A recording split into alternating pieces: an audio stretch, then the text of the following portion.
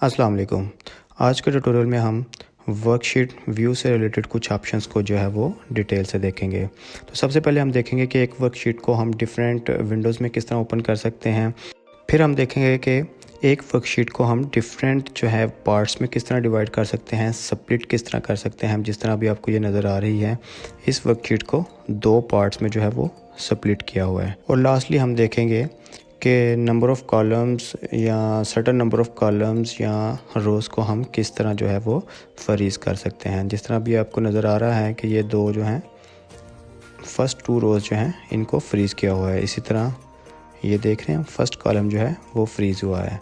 तो इन टॉपिक्स को आज हमने कवर करना है, तो चलिए वीडियो जो है वो स्टार्ट करते हैं।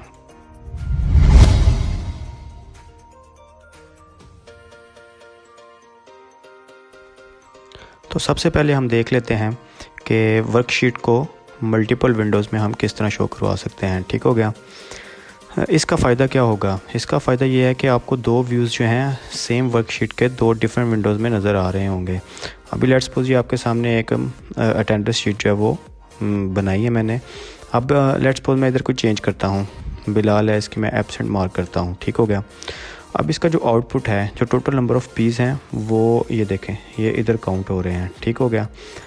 तो जैसे ही मैं इस एरिया पे वर्किंग करूँगा तो मुझे नहीं पता कि मेरा फार्मूला जो है वो एग्जैक्टली वर्किंग कर रहा है या नहीं कर रहा, क्योंकि मुझे बार बार इधर चेंज करने के बाद स्क्रॉल करना पड़ेगा हॉरिजॉन्टली अपने फार्मूला को व्यू करने के लिए। ठीक हो गया।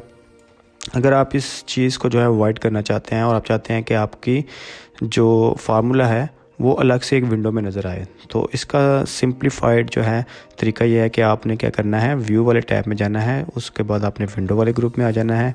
इसमें आपने न्यू विंडो ऐड कर लेनी है। जैसे ही आप न्यू विंडो ऐड करेंगे, टाइटल बार को देखें। अब ये क्या है, ये बुक 1 उसकी विंडो 2 जो है वो ओपन हुई है। ठीक हो गया। अब हम क्या करेंगे, ये 2 जो हैं वो अब विंडोज़ आ रही हैं, इन दोनों विंडोज़ को क्या करेंगे, हम अरेंज कर लेते हैं। ठीक हो गया। टाइल की फॉर्म में अरेंज कर लेंगे। अब ये मुझे साइड बाय साइड जो है दोनों सेम वर्कशीट की जो विंडोज़ जो हैं वो डिफरेंट विंडोज़ में सेम वर्कशीट जो है वो नज़र आ रही है। ठीक हो गया।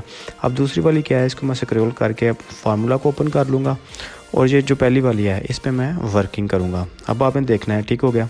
इसको आपने जो है वो फोकस करना है। अब जैसे ही मैं ये एक जो है वो एब्सेंट मार्क करूँगा, ये देखें, अब पहले क्या था, इधर 22 इसके नंबर ऑफ़ पीस जो थे वो काउंट किए हुए थे। अब क्या हो गया है, एक मैंने जैसे ही एब्सेंट किया उसने 21 कर दिया। तो ये दोनों व्यूज़ जो हैं वो आपको सेम विंडो में नज़र आ रहे हैं, आपको बार बार जो है वो स्क्रॉल नहीं करना पड़ेगा। ठीक हो गया। अब हम बुक 1 को ही दोबारा से ओपन कर लेते हैं। ठीक हो गया। तो ये बहुत हैंडी टूल है, आप इसको यूज़ करके मल्टीपल विंडोज़ जो हैं वो सेम वर्कशीट की जो है वो क्रिएट कर सकते हैं। ठीक हो गया। अब दूसरे नंबर पे हमने देखना है कि अपनी वर्कशीट को हम स्प्लिट किस तरह कर सकते हैं। ठीक है। तो स्प्लिट करने के लिए आपने क्या करना है, जिस जगह से आपने स्प्लिट करना है अपना एक्टिव सेल जो है वो उस जगह पे ले जाना है। ठीक है। अब एक्टिव सेल जो है ये है। अब क्या करना है, आपने व्यू पे जाने के बाद क्या करना है, ये स्प्लिट वाला जो ऑप्शन है इस पर क्लिक करना है। जैसे इस पर क्लिक करेंगे आप, आपकी वो जो वर्कशीट होगी वो 4 पार्ट्स में कन्वर्ट हो जाएगी या स्प्लिट हो जाएगी। ठीक हो गया। अब आपको ये नीचे जो नज़र भी आ रहे होंगे, 2 स्क्रॉल बार जो हैं वो हॉरिजॉन्टल नज़र आ रहे हैं, एक इस हिस्से का है और एक इस हिस्से का है। इसको आप मूव करेंगे तो आपका दूसरा जो है वो एज इट इज़ ही रहेगा, उस पर फ़र्क नहीं पड़ेगा। इस तरह इसको अगर आप मूव करेंगे तो आपका जो पहले वाला है वो एज इट इज़ ही रहेगा। इस तरह वर्टिकल अगर आप देखेंगे तब यहाँ भी आपको 2 जो हैं स्क्रॉल बार जो हैं वो नज़र आ रहे होंगे। ठीक हो गया। जो हमने मल्टीपल विंडोज़ पे काम किया था, वर्किंग की थी, वो अगर आप मल्टीपल विंडोज़ ओपन नहीं करना चाहते तो आप स्प्लिट करके भी उसको जो है वो अपना जो काम है वो कर सकते हैं। जिस तरह ये देखें, अब ये देखें मुझे फार्मूला नज़र आ रहा है। ठीक हो गया।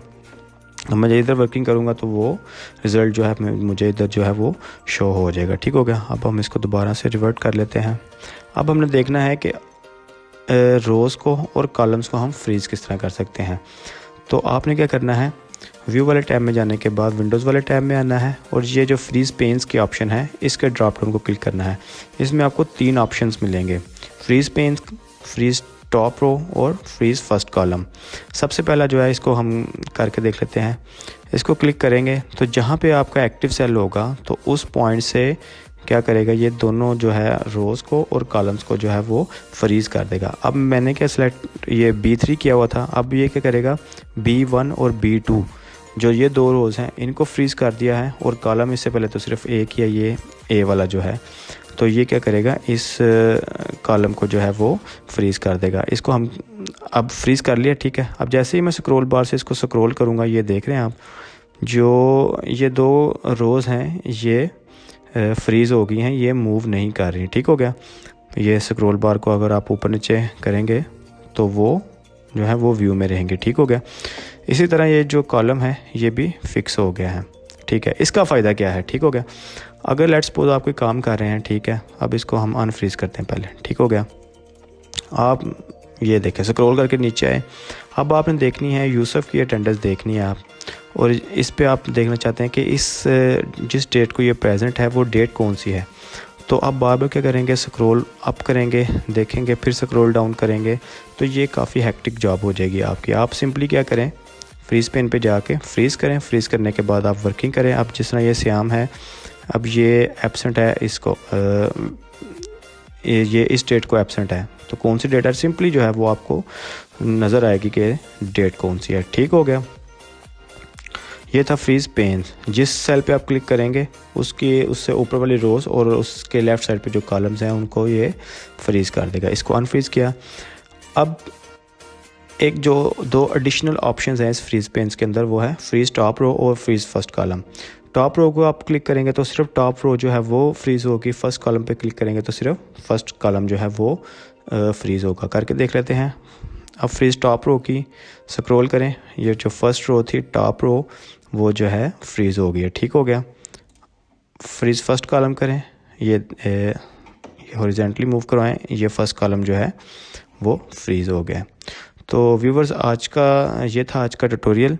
अगर आपको वीडियो पसंद आ रही है तो चैनल को सब्सक्राइब करें और बेल के आइकन को प्रेस करें।